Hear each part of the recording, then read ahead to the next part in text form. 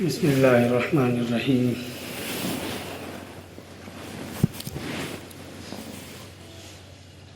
محترم بزرگوں، دوستو،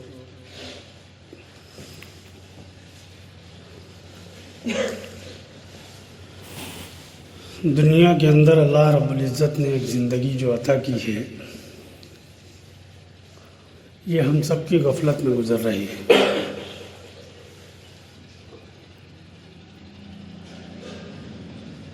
اصل چیز سے ہم لوگ دور ہیں اور نقل کی طرف زندگی لگائے ہوئے ہیں۔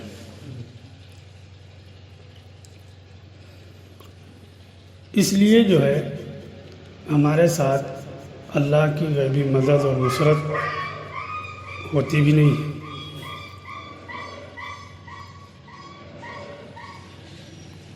کیونکہ ہر چیز پر اللہ کا اختیار ہے، انسان پر بھی ہے، لیکن انسان کو دنیا کے اندر اللہ نے اختیار دیا ہے۔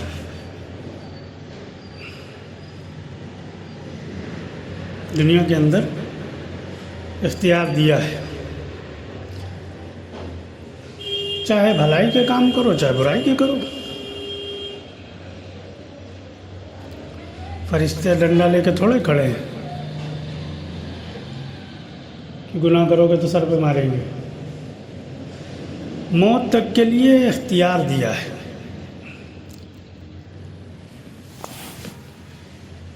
لیکن اس اختیار کا مطلب یہ نہیں کہ اللہ نے اپنے ہاتھ سے اختیار کو نکال دیا ہے، نہیں ہے، نکالا نہیں ہے، مہلت دی ہے۔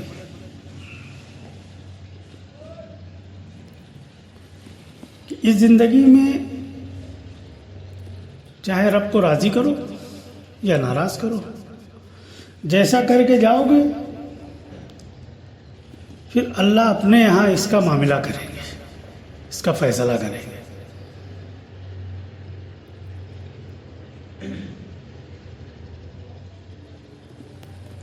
اب جب اللہ فیصلہ کریں گے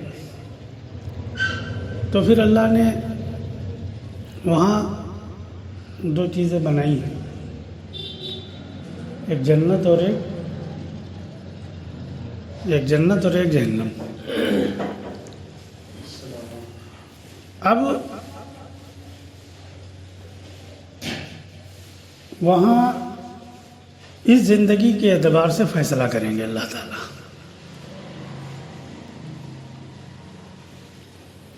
اس کے علاوہ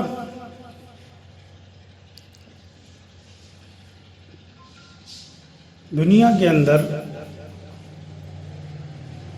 جس نے اللہ کو پہچان لیا، اپنے رب کو جان لیا اور اس کو مان لیا،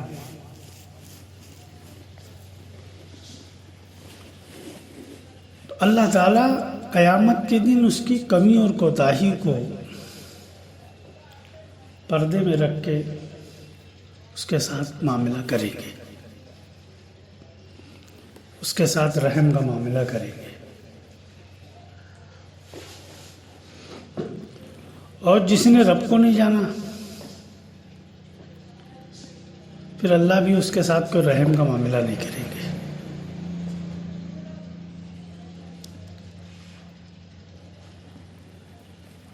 اصل ہے اپنے پیدا کرنے والے کو، اپنی پرورش کرنے والے کو جاننا، جس سے الا ماشاء اللہ انسانوں کو چھوڑ کر سب غافل ہیں۔ دنیا میں ہر مذہب کے اعتبار کے ماننے والے لوگ موجود ہیں، لیکن دنیا میں کوئی بھی صحیح مذہب پر نہیں۔ کیوں؟ کیونکہ ہر مذہب کے ماننے والے لوگ اس مذہب کو فالو کر رہے ہیں جو انسانوں نے لکھا ہے۔ یہی حال مسلمانوں کا ہے۔ جتنی چیزیں مسلمانوں پر لاگو کی گئیں، کتابیں لکھ کے، تبلیغ کر کے، کہہ سن کے کہ یہ عمل کرو، تو جنت جاؤ گے، یہ عمل کرو تو قرضہ اتر جائے گا، یہ عمل کرو تو شادی ہو جائے گی، ہر چیز کا عمل بتاتے ہیں نا، لیکن کہ کسی عمل سے کچھ ہو وہ نہیں رہا۔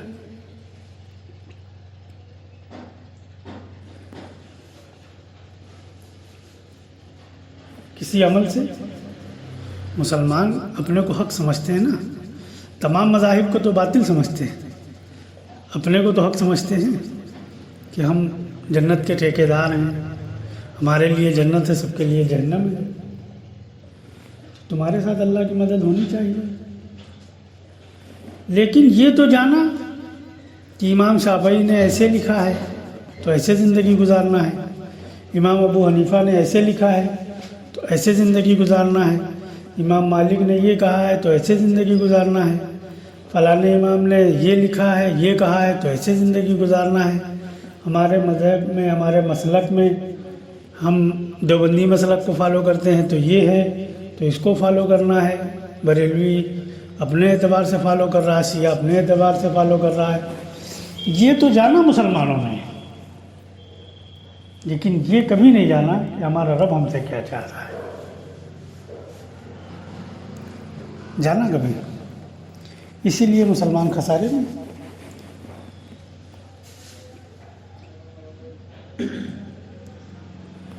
نے 5 وقت کا نمازی ہو، قرآن کی تلاوت کرنے والا ہو، جن کو سنت کہتے ہو اس کے اعتبار سے کپڑے، اس کے اعتبار سے بدن کو بنانے والا ہو، اور خسارے میں بھی ہو، یہ کیا بات ہوئی؟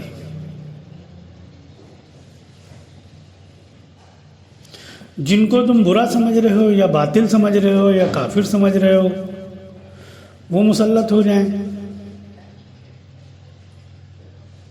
اور تم رات دن چیخ چیخ کر دعائیں بھی کرو اس رب سے جس کی عبادت کر رہے ہو، وہ سنے نا، تو کنیکشن ٹوٹا ہے، ریچارج ختم ہے۔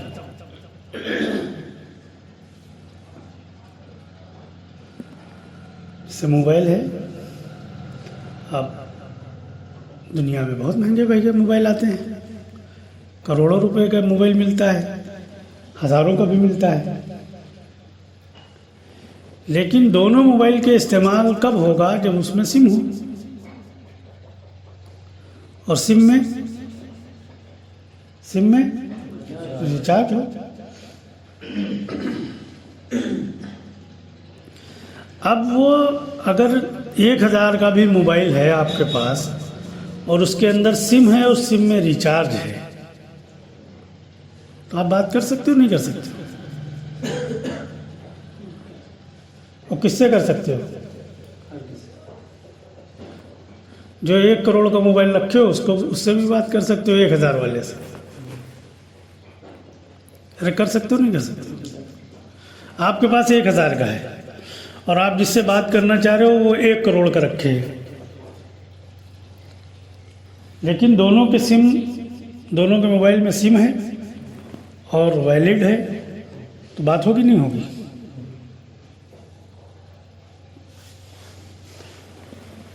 اور 1 کروڑ کا نہیں، آپ 10 کروڑ کا موبائل لے آؤ، سم ہی نہ ہو، اور سم ہے ریچارج نہیں ہے، تو کیا حاصل ہوگا؟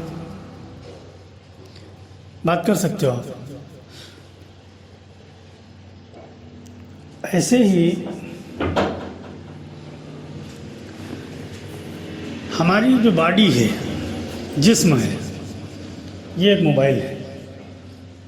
یہ کیا ہے؟ یہ موبائل ہے، اور اس کی سم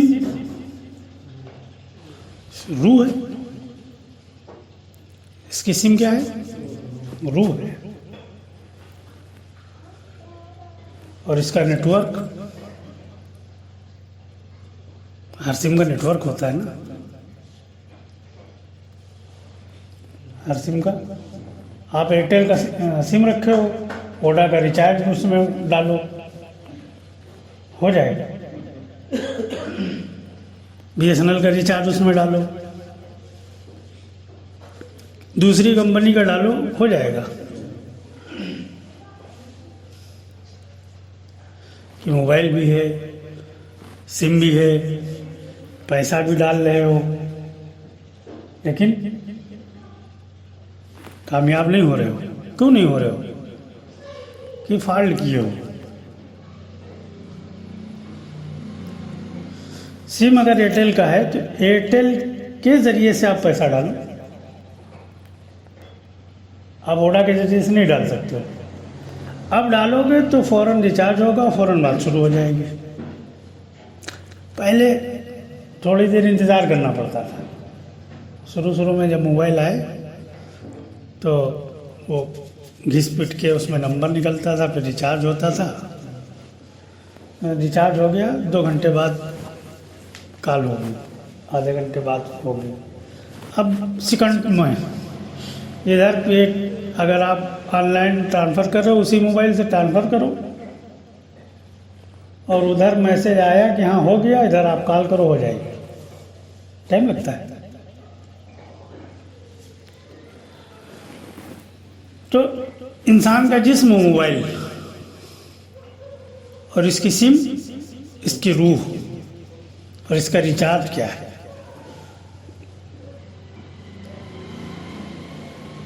اس کا ریچارج کیا ہے؟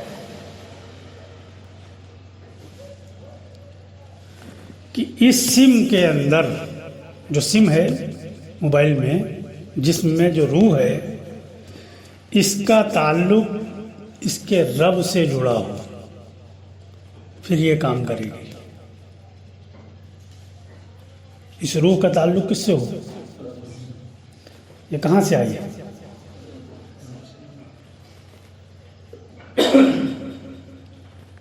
جہاں سے آئی ہے وہیں سے تو ریچارج ہوگا۔ جس کمپنی سے سم لیتے ہو اسی کمپنی سے ریچارج کرتے ہو نا۔ اوڈا والا آپ کو ایئرٹیل کی سم بیچے گا؟ بیچے گا؟ اگر بیچے تو پھر ریچارج دینا پڑے گا اس کو۔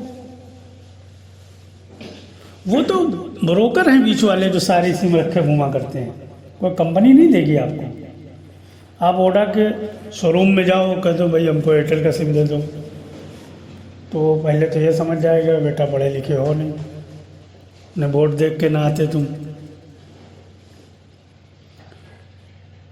وہ آپ سے کہہ دے گا بھائی یہ اوڈا کا اسٹور ہے، یہاں ایئرٹیل نہیں ملے گا۔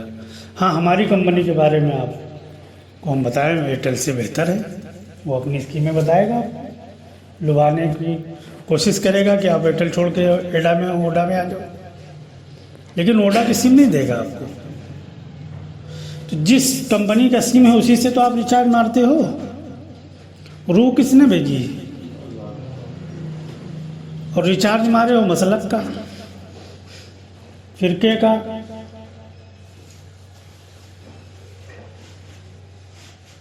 تو غلط ریچارج کھسڑے ہو نا۔ تو مارے رہو زندگی بھر، تہجد میں بھی مارو، رمضان آ رہا ہے اس میں بھی مارو، اس کے بعد بقرعید آئے گی اس میں قربانی کر کے مارو، چلے لگا کے مارو، 4 مہینے لگا کے مارو، سارے ریچارج فیل ہے۔ کیوں؟ کمپنی میچ نہیں کر رہی، کمپنی کو میچ کرنا پڑے گا۔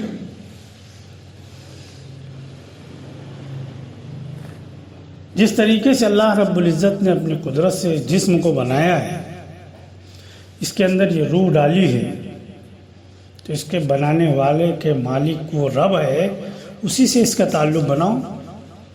اب ریچارج مارو گے فوراً ریچارج ہو جائے گا۔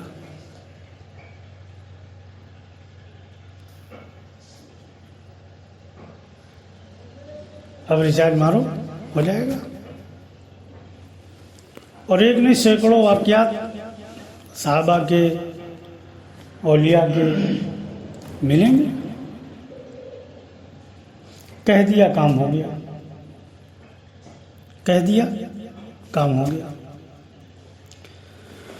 تو ایک تو وجہ یہ ہے سب سے بڑی مسلمانوں کے ساتھ اللہ کی غیبی مدد اور نصرت کے نہ ہونے کی، وہ وجہ یہی ہے کہ ہم نے اس رب سے تعلق نہیں جوڑا جو اصل زندگی کا مقصد تھا، جس پر اللہ کے ہاں فیصلے ہونے ہیں۔ ہم نے جنت اور جہنم کا فیصلہ رکھا ہے عبادت پر. کون سی عبادت؟ جو کتابوں کے ذریعے سے ملی ہے آپ کو. اب نمازی ہے جنت کا ٹھیکیدار ہے، جو نمازی نہیں ہے اس کو جہنم کا ٹھیکیدار بنا دیا گیا.